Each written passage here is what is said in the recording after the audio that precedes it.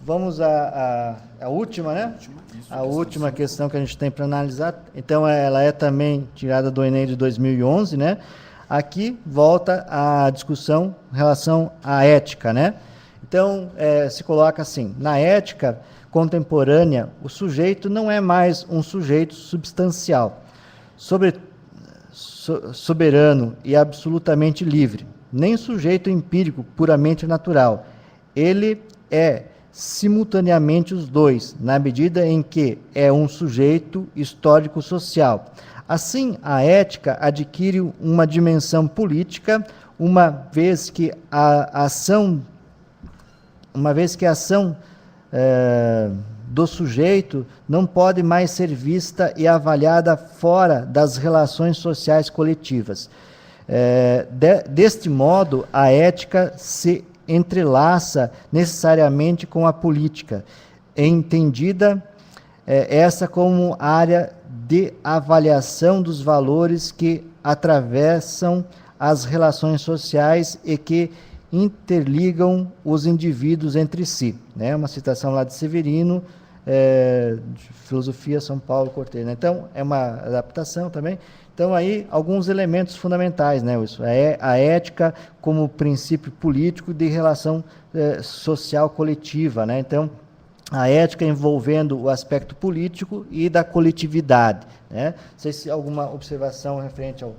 Basicamente, o que o professor Antônio Joaquim Severino aponta é essa relação entre ética e política. Novamente, aquilo que nós dizíamos, né? As questões são eminentemente relacionadas à ética, à política, e sempre trazendo para uma compreensão da realidade atual, do mundo atual. Né? Então, as relações entre ética e política, e no sentido de dizer assim, olha, elas são fundamentais, elas são a base para a própria sociedade, para a existência em sociedade, né? No sentido de viver com o outro, no sentido de perspectiva da coletividade, ou seja, nenhum homem hoje, nenhuma mulher, ninguém é alguém isolado, é um ser isolado.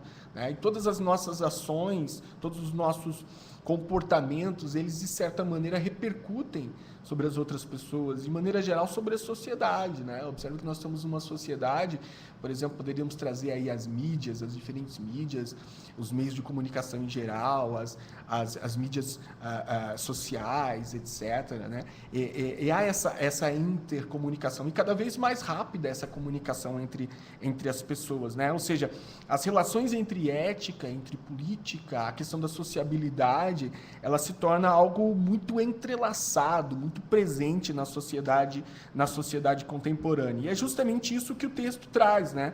O texto, ao evocar a dimensão histórica do processo de formação da ética na sociedade contemporânea, que é justamente isso que o Antônio Joaquim Severino faz, né? De fazer uma retomada das compreensões que se tem da ética até o mundo contemporâneo, no sentido de dizer assim, olha, o homem hoje, as suas ações repercutem aí sobre o todo, né? E aí ele vai ressaltar o quê? E aí a alternativa correta, né, para não quebrar esse raciocínio, né, de que o sentido coletivo e político das ações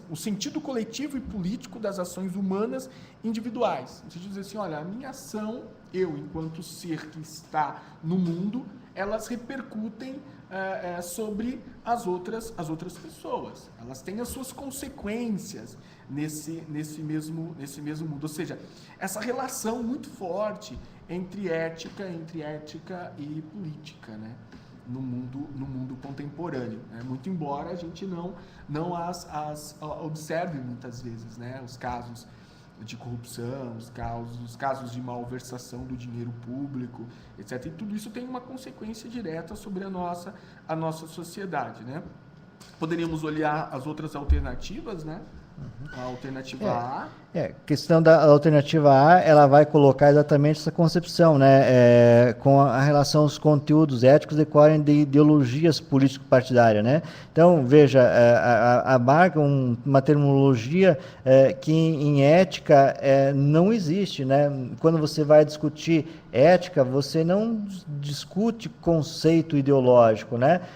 Então, a ética, ela vai estruturalmente ser mais ou menos um processo na qual o indivíduo constitui uma resposta para determinado fato, né? Então,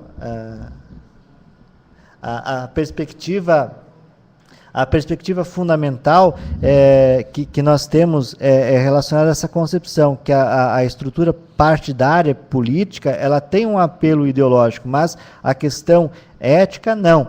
Né? A questão ética, ela preza pela e assim, Edson, vejam só que a questão é o texto. O texto, ao evocar a dimensão histórica, ela não evoca a questão da ideologia político-partidária. Né? Idem, letra B. Ela não evoca ao preceito metafísico. Em momento algum, né? Faz menção. Ou seja, uma ação que deriva de uma compreensão metafísica, né? Não imanente, etc. Então, o texto não evoca essa perspectiva. Olha só, idem, letra C, né? Valores desassociados da cultura.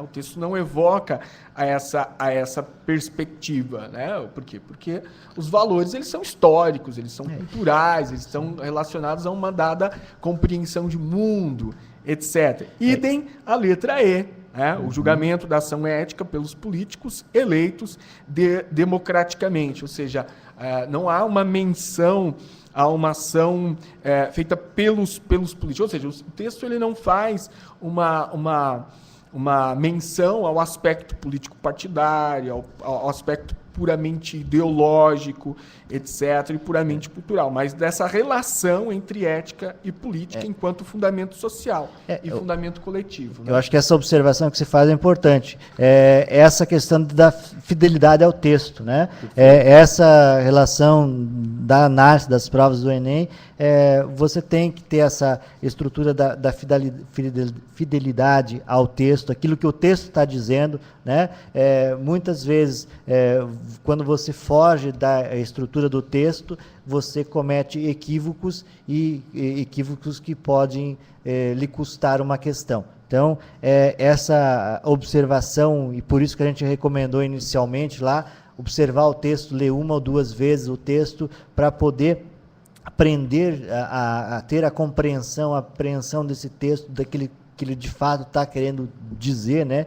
E saber abordar de forma fidedigna, assim, as suas análises, né?